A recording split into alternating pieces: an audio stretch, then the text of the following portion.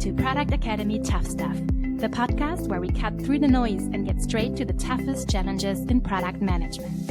I'm Tanya Lau. And I'm Francesca Cortesi. In each episode, we tackle one tough question. No fluff, no filler. Just candid insights from seasoned product leaders. Our guests deliver actionable, real-world answers. Whether you're an experienced product leader or just stepping into the product world, this is your go-to podcast for sharp, tested advice, condensed for your busy schedule. One tough challenge, practical insights, short and real. Let's dive in. Welcome to a new Tough Stuff episode, everyone. Today we have with us Caroline Clark, who is a leadership coach for tech and space people. Like we maybe touch on that a little bit later. And she would talk with us about one of my favorite and less favorite topic, which is imposter syndrome. And I remember talking with Caroline and she said something with me that really resonated.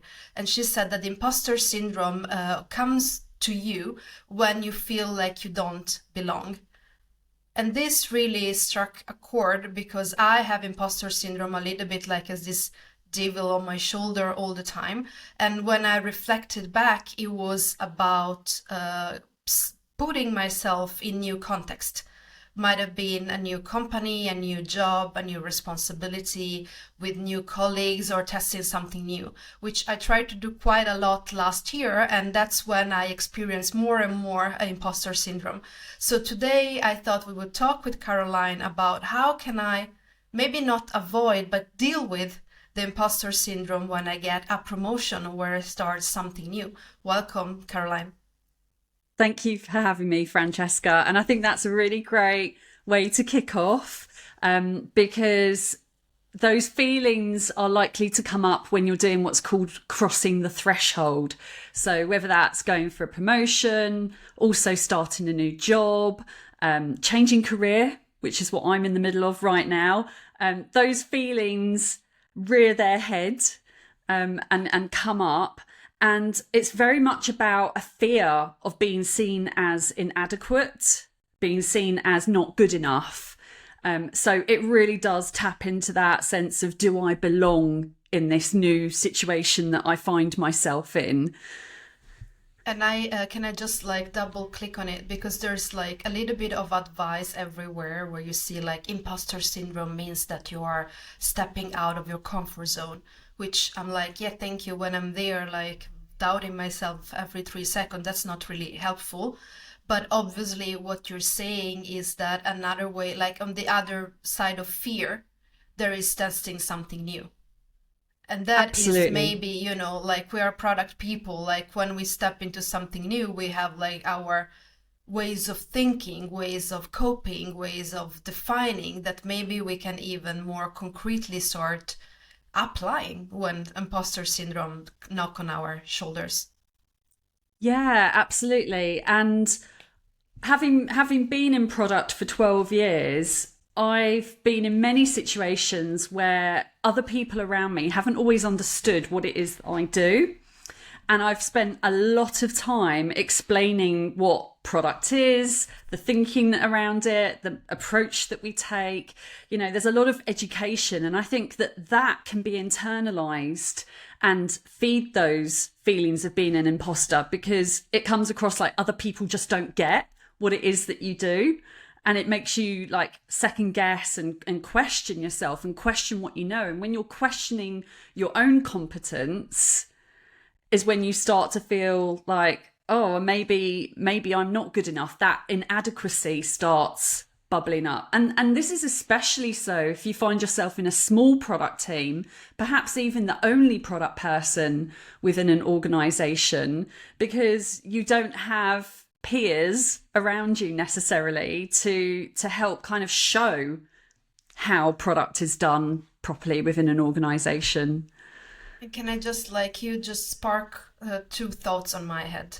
One is like really connected with imposter syndrome. Like one, if you're like maybe a little bit more earlier in your career, or you were like in a type, like maybe in a big organization and you go to a small one, or the other way around, which is like pretty common when you have a promotion or you change job. You kind of like compare yourself with either what you're used to, which is not necessarily how product is done is the new company, or in the situation that you were describing, you're comparing yourself maybe with what you write or you read on books. And there is where, like, like all these frameworks, all these things, all the perfect stuff that we see around, that's like an impossible bar to meet. And there it kicks in, like, okay, am I the only one here not using OKR, not doing continuous discovery, not doing outcome, we only have output? And it kind of feeds like, I'm not doing this properly, which I think is a slippery slope. It is. And one of the hallmarks of imposter feelings is around perfectionism. So I think if you're reading, all of the books out there, the blogs, the podcasts, and you're internalizing like, oh, that is how products should be done, you're holding that up on a pedestal as that's what perfection looks like. And then you're striving to achieve that perfectionism yourself, and then you're comparing. All of that really feeds those imposter feelings as well. And it's unhelpful because it can create a lot of stress, a lot of anxiety. So imposter feelings themselves are not clinical. You don't get diagnosed as an imposter, thankfully. But they can give rise to clinical conditions like anxiety, depression, even burnout if we take it to its extreme, because you're putting all of that pressure on yourself to be perfect all the time, which is pushing you to work harder, longer, take on more stuff, and just be perfect at work. And that's exhausting. Just ask you, because I noticed that you always call it imposter feelings. Can you just like explain what's the difference between, I default to imposter syndrome because that's what in my head, right? But you're right, it's a feeling that then gets you to other feelings and then gets you to some actions. So why imposter feeling? Yeah, so imposter phenomenon, as it was originally coined, came from the research of Clance and Imes, and they were both very clear that it is not a pathology. It is a really common experience that many people have, and studies have shown prevalence of anywhere from 9 to 82% in the general population, depending on the context that's studied. And so phenomenon is quite neutral, but appreciate it's a bit of a mouthful, bit of a tongue twister. Imposter syndrome actually entered the common language, and this is really, like, this may surprise you, through a Vogue article in 1982. Yep. So this was when people read Vogue. Yeah, exactly. So this was 4 years after Clance and Imes published their research, and it was starting to become popularized. In the 80s, women in the workforce, it was all about female empowerment. And so this article was written by Dr. Carol Tavris, and it starts off talking about the phenomenon, and then in the second paragraph, it switches to imposter syndrome. And I would argue that that was an editorial decision taken by Vogue to make it sound more dramatic. It's like, women are in the workforce now and we're achieving all of these great things, but watch out, there's this syndrome that could really thwart your career. And of course, with social media from the early 2010s, that has really kind of caught light as a term. But I'm always mindful about using the term syndrome because it does imply that there is something wrong with you. And there absolutely is not something wrong with you. Like, there can't be, when it's such a common experience and so many people, irrespective of gender, ethnicity, disability, sexual orientation, all of the ways that we look at individual differences, if everybody's experiencing that at some point in their career, in their life, then it can't be something that's wrong with us. It has to be something out there in our context, in our environment, and that interaction between the two. So That's I'm mindful of not using syndrome. I do have to catch myself sometimes because it's just so baked into our language. But the language that we use really does matter in terms of how we conceptualize that experience. And thank you. I'll try to be mindful as well. So, I mean, what you said, I think it's really interesting. Apart from the Vogue article, which like completely blew my mind, you know, someone made an editorial choice and now everyone talks, like what is it, like 40 years later, still talks about it. But anyway, I think there is like the piece about the feeling, right? And probably like what you said, the shared feeling that happens and is triggered in specific situations. And that is maybe a way of looking at the imposter feelings a little bit different, because I speak for myself. When I feel like an imposter, I think that something is wrong with me. I don't know enough. I'm not articulate enough. I don't speak the language well enough. I don't, I have not tried these things before. And then I assume, exactly as you said, then I assume I'm not up for this. And I start to double down because obviously that's how I operate. And I know that many people go for this. So it's like taking a step back and maybe understand the feeling and try to identify the trigger could be like a really concrete points. Do you have anything else that we can think about when we feel like an imposter that we can start applying? Absolutely. And it was in something that you said that we individually may feel like an imposter, but if we keep that feeling to ourselves, it's really isolating. So one way to overcome it is to talk about it with other people, find a trusted friend or colleague and say, hey, I'm really feeling like I'm struggling to integrate in this new team or struggling to find my place in what we're doing here, feeling like an imposter. And I think it's when you open up to other people, suddenly you realise you're not alone because other people say, hey, I'm also feeling this way. And so there's that connection through that shared vulnerability. Imposter feelings really rely on what we call pluralistic ignorance. It's where we think that we're the only ones that have this experience, but everybody's thinking the same thing.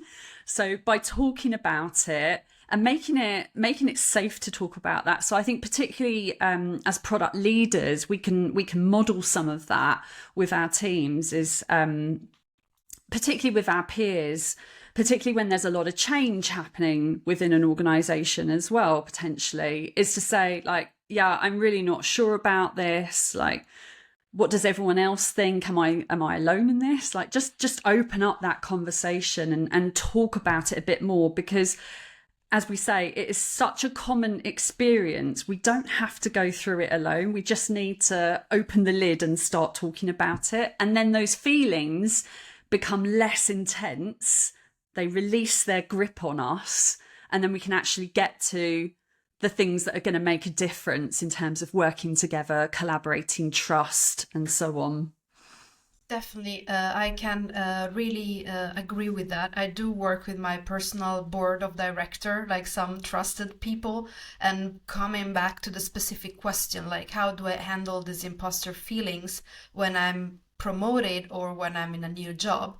Maybe you don't feel like you have that trust in the new company, but you can find people to speak with that are outside and can give you, if nothing else, perspective on what you're feeling, on what you're seeing. And that has always been really helpful, at least in my experience.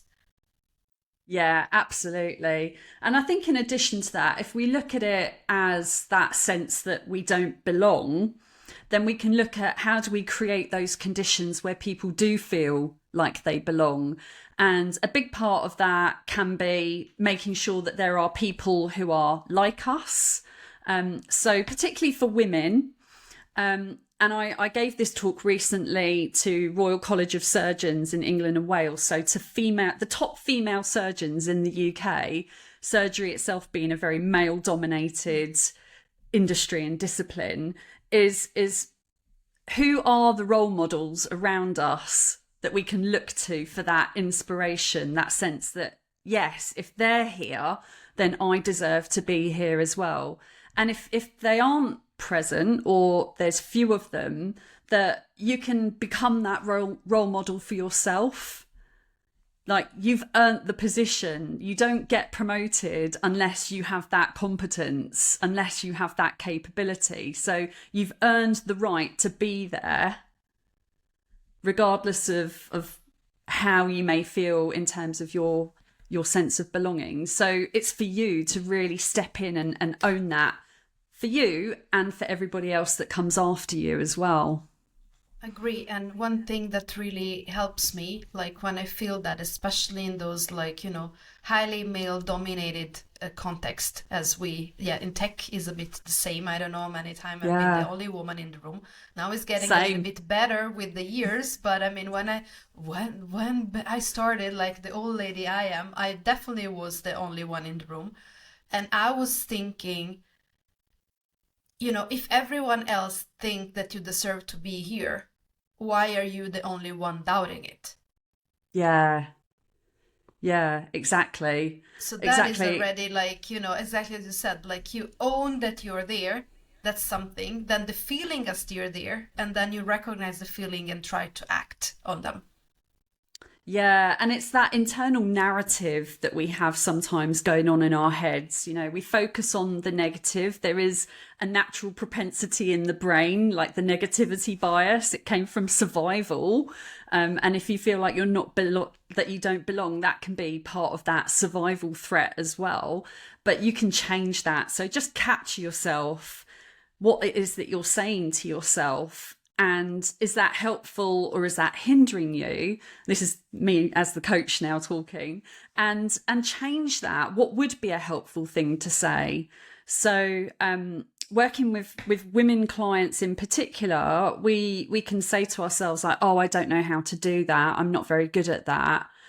Someone's going to find out that I can't do that. And those are all limiting beliefs. We can turn that into, I don't know how to do that yet. Or every day I am learning how to do that. And that is much more empowering because it puts us in that growth mindset of it's a learning opportunity and you don't have to be perfect. Again, challenging that perfectionism that comes through. Oh God, every day in my life, I will die probably challenging that perfectionism. I blame it on my mom at the beginning. It's like, now it's like it's on you. Like I cannot blame it on her. Yeah, but it's really interesting to see where those stories come from that we tell ourselves. And back to the original researchers with imposter phenomenon, a lot of it did come from early childhood experiences, particularly where we play roles within our families. So I was told that I was the academic one. Mm-hmm. So fulfilling that role, I was academic. There was comparison between me and my sister, who was less academic. And, there's all sorts of scales that you could apply for that comparison.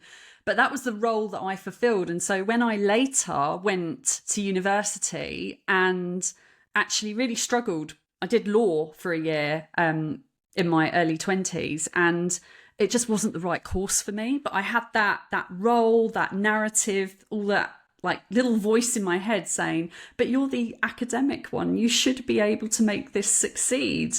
So that can create those limitations for ourselves. And we have to investigate that and break free of that as well. Mental model or your mental picture of yourself can evolve.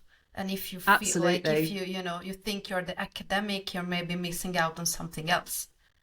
Yeah. And we see that, right? Like we have experiences through life and that changes who we are and our identity and our self-concept. So it's important to question, I think, some of these roles and labels and stories that we tell ourselves and figure out, is that really who I am now?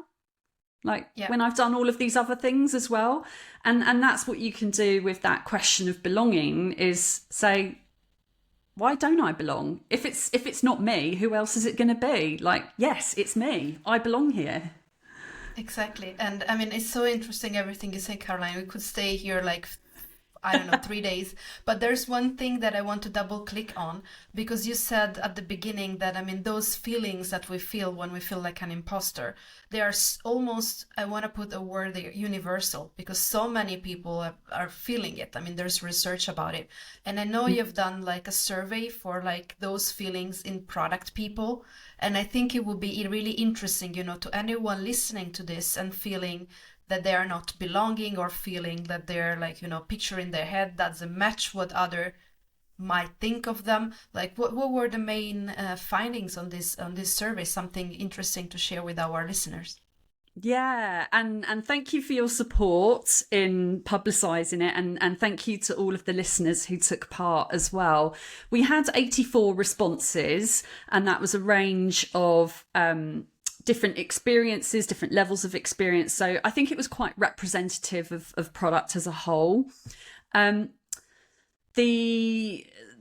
key takeaways: imposter feelings are pretty much the norm.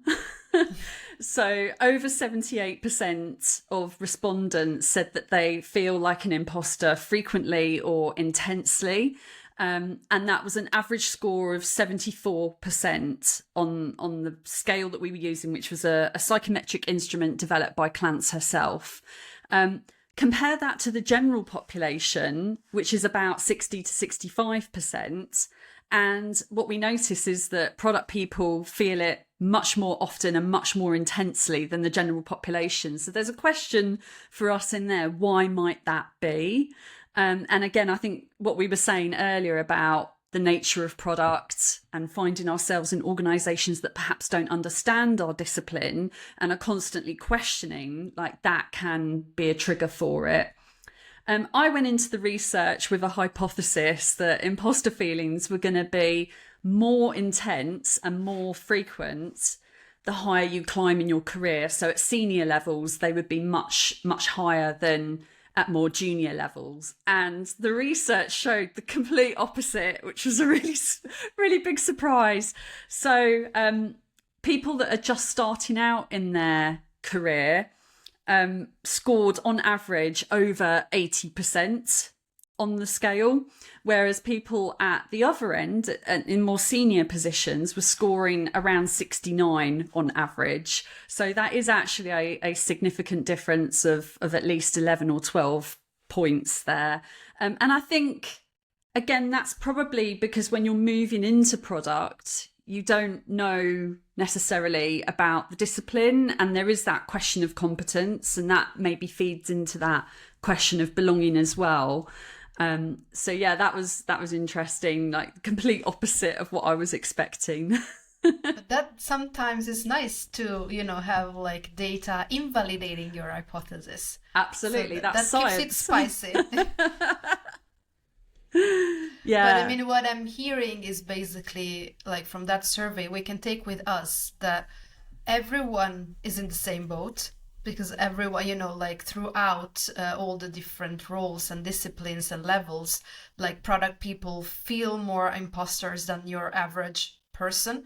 I agree with you on like the nature of the job in the sense that it's not always understood, but also in the sense that keeps on changing. I mean, if we just think about now with AI and how that impacts all our, you know, like what we feel we are expected to know all the time, that is like really different if you compare to someone who's like a chef or someone who's like working in, you know, a field that is less dynamic, so to speak. So I totally understand that. I was also surprised because, I mean, to me, it's been feeling like this imposter feelings has been with me a little bit whenever in my career. So they don't get more or less, they just get different, because those voices in my head are just, I question different things. I don't maybe question my knowledge of product or like, am I doing this right? But I question more, am I good enough? Do I know enough? Do I contribute enough? When your contribution is not anymore on the building the product itself, but in like working with the people who build the product and building the people who build the product. So that is an interesting perspective, like to take with us whenever we feel we are an imposter, to actually know that we're not alone, know that is a feeling that gets triggered by an environment, or maybe even by our own stories that we tell ourselves in our head. And we can, I mean, what you said is like two things that really stuck with me. One, that is a matter of belonging. So what can I do to recognize and maybe even improve that belonging feeling, like being vulnerable, having like people to talk with about it. But the other piece is also that we can step back and recognize it's something everyone is feeling, and it's not just us. So it's not us that we're wrong. It's like it's something that we can take a distance, and adding that yet to the sentence could be really interesting. I don't know this yet, because I know that, I mean, for myself, when I put the yet, then I'm triggered to figure it out. Instead of like, I don't know, then I get stuck.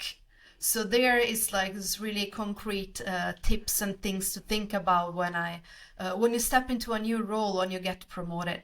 Is there anything I missed that we should leave our listener with? Yeah, I really like how you said about you don't ever really leave the imposter feelings behind, particularly like when you're growing through your career and through life. Life throws experiences at us as well. We're constantly increasing the arena that we are playing in. And so it's not about necessarily getting rid of those feelings completely, because I don't know that we can, but I think it is about learning to dance with them and do things in spite of them. Yeah. So not try, that's also like really, the goal is not to get rid of them. The goal is to work with them. Exactly. Yeah. And again, it's not you, it's the feelings. No, I'm joking. But I mean, it's like, but I think it's like that realization is quite powerful, that you're not alone, and that you can take a distance and take some concrete actions to work on the feelings, not thinking that it's you that are in the wrong position, or someone, you know, didn't think about something and that's why you got the job. I mean, it's quite the opposite. They probably thought about things, they saw the potential, and that's why you get it. So don't be the one constantly always putting yourself down. Exactly. And if I can just share a final story before we wrap up. I love this one. So Dr. Cyan Proctor, she is an astronaut, and she got her flight with SpaceX as part of the Inspiration 4 crew. So she is the first female commercial spaceflight pilot. And her story started years ago with applying to NASA. And she had a moment of feeling like an imposter. Friends sent her the open call that NASA had put out, and she was looking at all of the criteria and going, I don't know that I fit the bill here. And it's like, she is someone who grew up around the space industry because her father worked for NASA. So there was always people at home, like socializing. So she understood that domain well. She'd got a PhD in science. She was a community college professor herself, science educator. She had her scuba diving license, and she was a pilot. So all of the things that NASA typically look for was like tick, tick, tick, tick, tick. And she was questioning herself whether she could apply for that, whether she would belong at NASA. And I think this story to me highlights what's the cost of listening to your imposter feelings. Because if she hadn't applied, she would never have got to space. And if even astronauts can feel like imposters, then there's definitely not something wrong with the rest of us. Definitely. I love this story also because when you were telling me, it was like, yes, she was perfect. You know, I was like, okay, she like nobody better than her. And she probably felt like, oh, I have this not tiny little thing that I will not apply. So just do it. You know, it's like, what's the worst thing that can do? You don't get the job, but you don't get the job if you don't apply anyway. Exactly. Yep. Great so takeaway. I love that. I love that. Thank you, Caroline, for sharing your wisdom with us. Oh, you're very welcome. Thank you for having me, Francesca. Thank you for tuning in to this episode of Product Academy Tough Stuff. We hope today's tough question gave you practical, actionable insights. If you enjoyed the episode, do us a favor and leave a rating or review. It will help us grow the podcast and make future episodes even better. Got a question for us? Send an email to toughstuff@productacademy.ch and ask away. We read any submission and might answer yours in a later episode. Thank you again for listening. We'll see you next time with another tough challenge to tackle. Until then, take care.